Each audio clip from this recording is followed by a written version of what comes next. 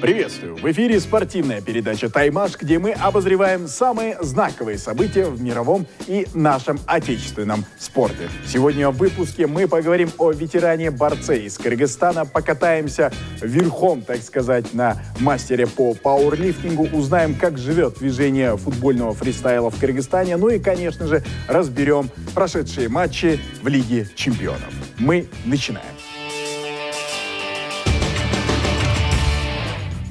Футболист из Кыргызстана Алимардон Шукуров успешно прошел просмотр в испанском клубе «Сан-Себастьян». Я пробыл в Испании 4 товарищеские игры, играл в 2 сторонках и тренировался. Тренер команды сказал, что как только я сделаю визу, контракт со мной будет подписан, сказал футболист. Команда «Сан-Себастьян» выступает в 3-й по силе Лиги чемпионата Испании «Сегунда Б», группа 1. Я буду выступать в дублирующем составе команды. В основном составе играют более взрослые. Я буду стараться, чтобы попасть в основу. Для этого нужно время, отметил 18-летний Шукуров. В «Секунде Б» всего 4 группы. По итогам сезона 4 команды разными путями попадают в «Секунду». В сезоне 2018-19 Сан-Себастьян после 6 туров занимает 9 место в турнирной таблице «Секунды Б».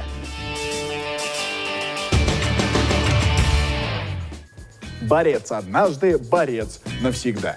Кыргызстанец Милис Тургамбаев завоевал бронзовую медаль чемпионата мира по спортивной борьбе среди ветеранов 2018 года. Турнир стартовал 28 сентября в городе Скопье, Македония. Экс-министр МВД Кыргызстана выступал в состязаниях среди спортсменов до 60 лет в весовой категории до 78 килограммов. Он стартовал со стадии 1/4 финала, где сумел победить Владислава Егорова из России, уложив его на лопатки. В поединке за выход в финал Тургамбаев встретился с Герардом Росса Сантора из Франции и уступил ему со счетом 0-6. В утешительном турнире за бронзу соперником кыргызстанца стал Сослан Адырхаев из Украины. Тургамбаев одержал победу со счетом 4-0 и стал бронзовым призером чемпионата мира.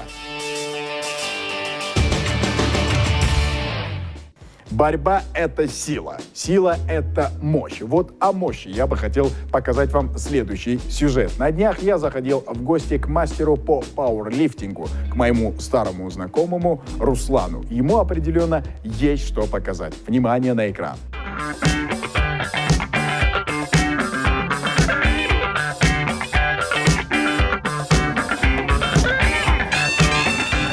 Рус, а что ты можешь посоветовать мальчикам и девочкам, которые ленятся ходить в зал? Просыпайтесь утром, смотрите в зеркало, и все станет ясно. И все? Да. То есть на себя, да, посмотри? Естественно. На тебя это подействовало в свое время? Не, я всегда круто выглядел. Ой, четко.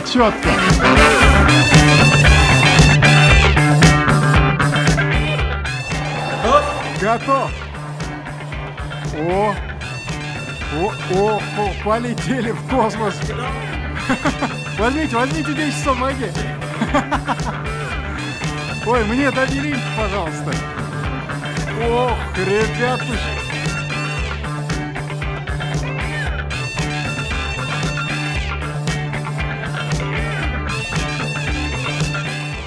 Рус, а сколько лет тебе понадобилось, чтобы дойти до таких физических кондиций? 6-7. 6-7 лет? Ух ты! А чем именно ты начал заниматься? Все началось с плавания. С плавания? А что развивает плавание? Все мышцы. Все мышцы? Можешь нам их показать? Какие мышцы? Начиная прямо от носков до головы. Ух ты! А затем, что еще нужно, чтобы стать таким, как ты? Ну, у меня все начиналось с плавания. Потом, как и у всех, боевые виды спорта. Это бокс. Потом, уехав в Китай, я начал заниматься в тренажерном зале. О. И как-то это запало в душу. Все пошло. И сколько лет ты в этой индустрии, так сказать, уже? Около 6-7 лет, но вот самое главное в этом знание. Последние 2 года уже занимаюсь сумо. Значит, все-таки головой нужно тоже думать, да, во время занятий? В любом случае. Основной упор надо делать на правильное питание. Какие бы у тебя цели ни стояли. А сколько раз в день нужно питаться вот по твоему графику? По моему, у меня очень активный образ жизни. 7 раз тренировки в неделю, бывает по 2 тренировки в день. Бег, кардио, силовые тренировки. Поэтому у меня питание дробное, получается 5-6 раз на дню. А бывало такое, что хотел бы бросить этот вид спорта? Бывало такое когда-нибудь? Нет, у меня бывает наоборот, что я не успеваю отдохнуть, и мне хочется завтра становиться лучше. Ух ты! А у вас как?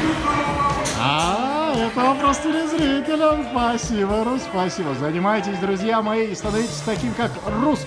И маленький совет всем тем, кто только-только решился начинать заниматься пауэрлифтингом. Что ты им посоветуешь? Работать над техникой, беречь здоровье, и все будет. Спасибо большое. С нами был на связи Рус. Увидимся. Спортивная передача «Таймаш». Всем привет. Девушка, прости меня, Нуриса, но я нашел нового хахаля.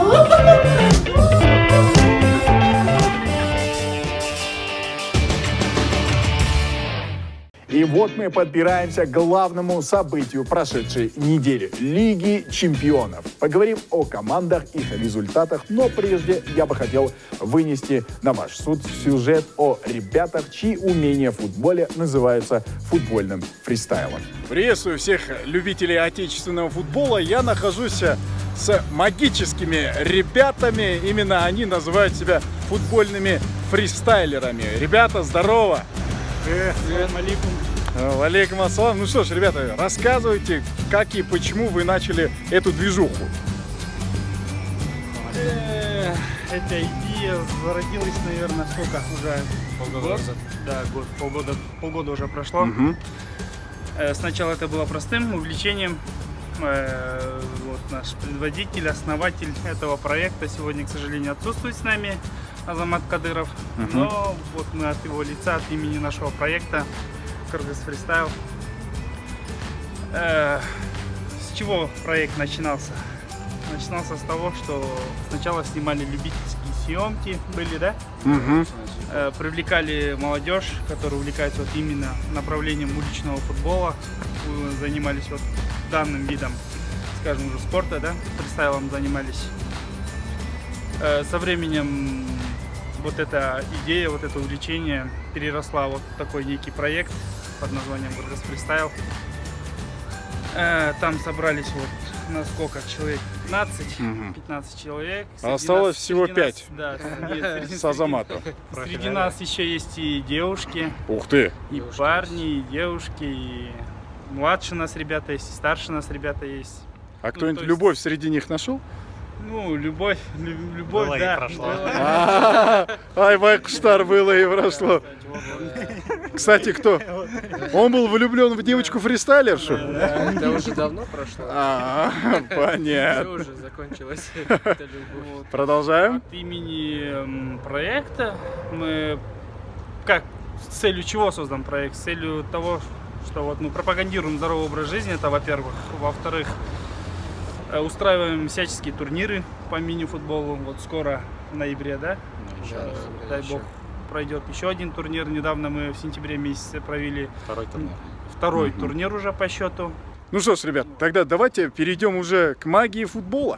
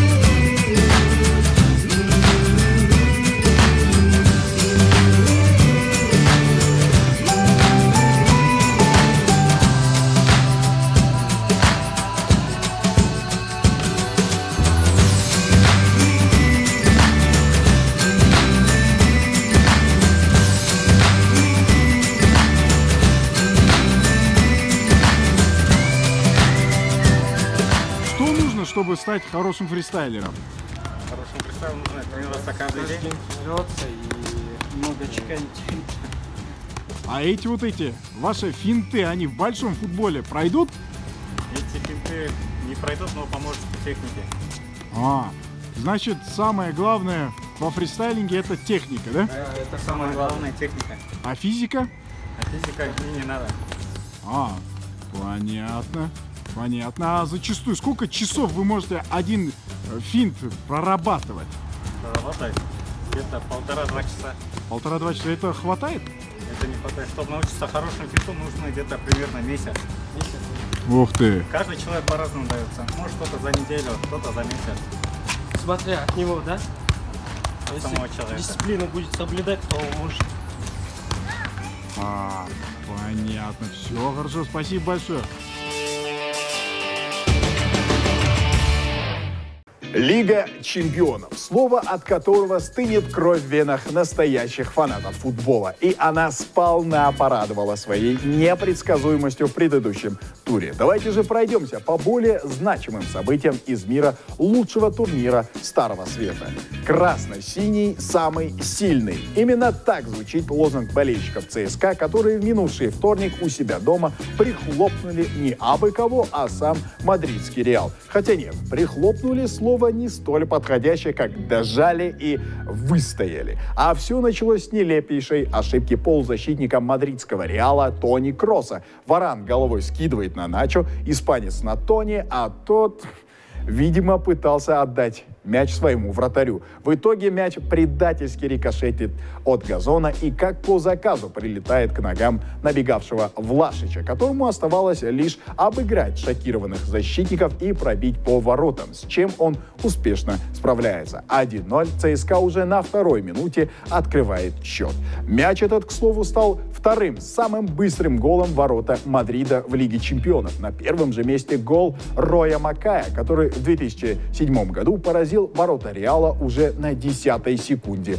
матча. Уверен, многие болельщики Галактикос всерьез не восприняли это взятие ворот. Ну, пускай забивают. Мы им в ответку охапку настреляем. Мы ведь Реал, победители 3 последних розыгрышей Лиги чемпионов. А не тут-то было, господа. ЦСКА грамотно оборонялся. Марио Фернандес в очередной раз показал, что лучшего крайнего защитника, чем он в России, пока нет. Что дальше? А дальше Реал атакует не по-детски. Пробил по воротам Акинфео 26 ударов. Но вот так не задача. Всего 3 удара из 26 пришлись в створ ворот армейцев. Можете себе представить? 3 из 26. Явно что-то менять надо в атаке. Ибо Реал уже не может забить на протяжении 5 часов. 5 часов не может забить лучшая команда Европы. Последний раз такая скудная серия в атаке происходила с Реалом в 2007 году, когда ее возглавлял Фабио Капелло. Ну, там все понятно было. Это итальянец, это Катеначо, 1 гол забьем и нам хватит. Но на дворе 2018 год. Реал, в составе которого Асенсио, Бейл, Модрич и другие звезды, не может забить и 1 корявый гол. А у нас-то ведь все еще свеж в головах образ того контратакующего Реала, метавшего все на своем пути. Но та была команда Зидана, а тут Лопетеги, давление на которого оказывается колоссальное. Ведь это Галактикос, команда, от которой требует трофеи каждый год. Мы желаем удачи испанцу у руля и надеемся, что он там все вырулит. ЦСКА же мы поздравляем с победой. Они запрыгнули на первую строчку в группе, а впереди Рома, которая сейчас также пребывает не в лучшем виде, провалив старт чемпионата в итальянской серии А. Там коллектив из Москвы вполне может рассчитывать на кое-какие очки. А там уже и выход из группы. Ну что ж, поживем, поболеем.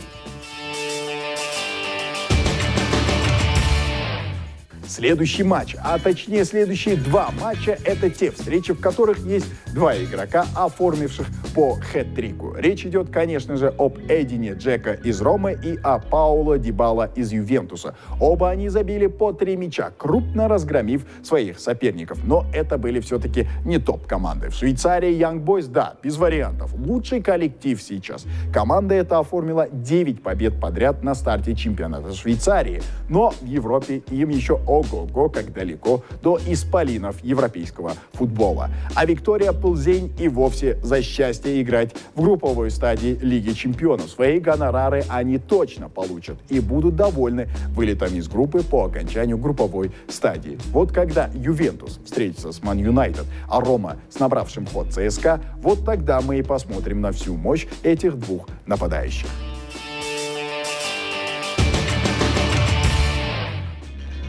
Некогда лучший клуб Восточной Европы, донецкий «Шахтер», не сумел довести свой матч до победного. В матче против французского «Лиона» подопечные Паоло Фонсеки уверенно вели по исходу получаса игры, ведя в счете 2-0. Бразильцы в составе «Шахтера», как всегда, были активны и мобильны, раз за разом оставляя неудел защитников «Лиона». Во втором тайме тренер ткачей Бруно Женезио решил выпустить атакующего полузащитника Мемфиса Депая, и все. Рисунок игры Лиона поменялся кардинально. Пошли атаки, раз попадание, два попадания, и «Шахтер» уже не знает, что делать против такого соперника. Лион отыграл 2 мяча, счет уже 2-2, хотя игроки Лиона могли забивать и третий, и четвертый. Пожалели. А «Шахтер» уж слишком быстро решил, что матч уже сделан, и потерял концентрацию. А ведь все мы знаем, что матч не выигран, пока не завершен. Полуфиналист прошлого розыгрыша Лиги Чемпионов Монако терпит очередное бедствие. В минувшую среду монегаски крупно уступили Боруссии из Дортмунда со счетом 3-0. До этой встречи подопечные Леонардо Жардима не могли одержать победу в 5 встречах, а в 2 последних и вовсе проиграли сухим счетом. Да, все мы привыкли к тому, что каждое трансферное окно Монако теряет своих лидеров, но каждый раз Жардиму удавалось строить новую, боеспособную команду, претендующую на высокие места. Но в этом сезоне что-то пошло не так. Фалькао сбил свой прицел, Головин пока еще сыроват, молодежка в лице Тилеманса, Хенрикса и Сила пока не готова разносить своих противников. Боруссия же к этой встрече подходила в крайне приподнятом настроении. В чемпионате Германии они совершили чудо-камбэк. Проигрывая 2-0 ливеркузенскому Байеру, команда Люсьена Фавра сумела перевернуть игру во втором тайме и с 65-й по 90-ю минуту сумела забить 4 мяча в ворота Байера. Тем самым сумела выйти на первое место в турнирной таблице Бундеслиги. И вот теперь, после победы над Монако, также вышла на первое место в группе А, опережая Атлетико за счет лучшей разницы мячей. Монако после 2 туров занимает последнее место в квартете, не набрав ни одного очка. Вот чувствуется мне, что Монако нужна серьезная перезагрузка и нужно чем-то пожертвовать. В их случае Лига Чемпионов, и поправить свое турнирное положение в чемпионате Франции, где они испытывают крайне серьезные проблемы. Новичкам и лидерам нужно притереться друг к другу. Клуб богатый, руководство грамотное, нужно просто время. А про Боруссию и ее чемпионские амбиции пока говорить рано.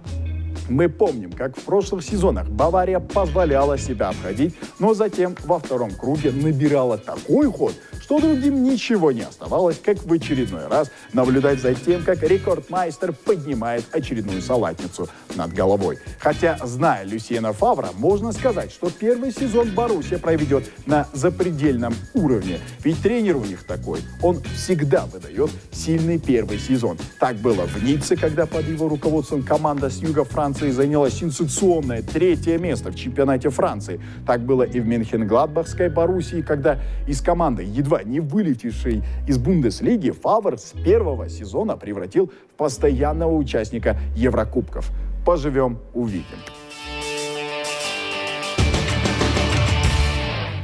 Интер после 6 лет отсутствия в Лиге Чемпионов пока очков не теряет. Команда Лучано Спалетти удалось одолеть голландский ПСВ на их стадионе. Но первым счет открыли хозяева поля.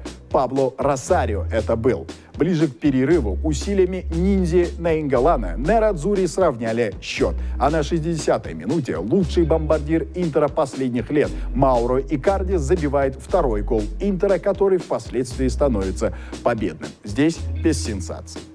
Вот кто меня удивил, так это Клоп и его Ливерпуль. Команда, которая ассоциируется с атакой, в этой встрече выдала посредственный перформанс в атаке.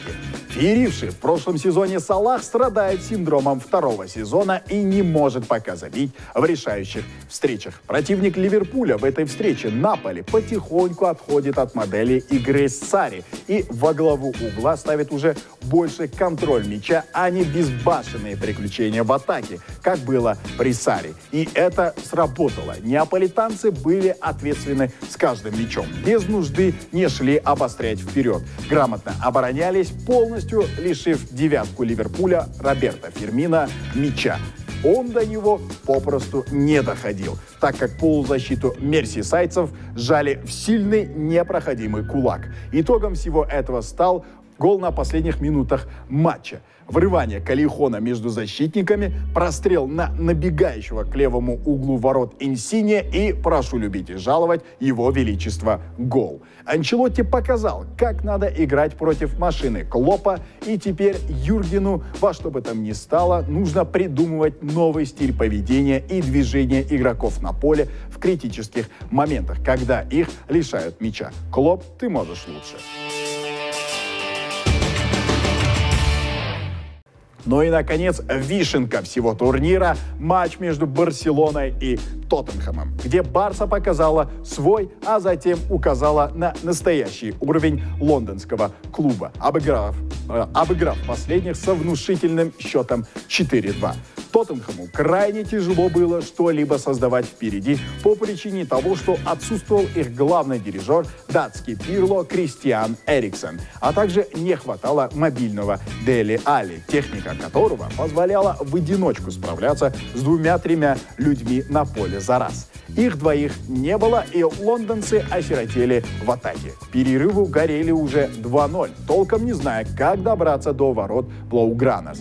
Барса же действовала на своем привычно высоком уровне. Вот когда Барса хочет забивать, ее уже не остановить. Или, точнее говоря, когда Лео Месси хочет играть и выгрызать, его уже никому не остановить. И глядя на то, как действует Месси, скажу следующее. Ему не нужен золотой мяч этого года, который вручается игроку за один выдающийся сезон. У Месси попросту таких выдающихся сезонов не счесть. Он из года в год демонстрирует какой-то космический уровень игры в атаке и в работе на команду.